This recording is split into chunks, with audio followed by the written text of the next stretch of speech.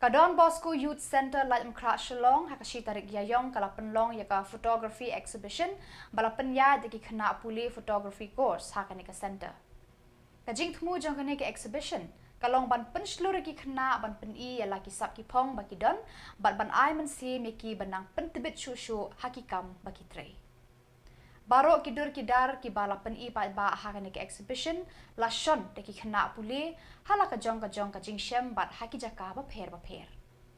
Kanika exhibition kawan raru ekilat kilinti haki kena bakin sngot ho ya kajing sngot tenan ban kampen le jingmut shushu ban shon kidur ki ba itenan ba ithiang nagabenta kitu ki ba penyeki.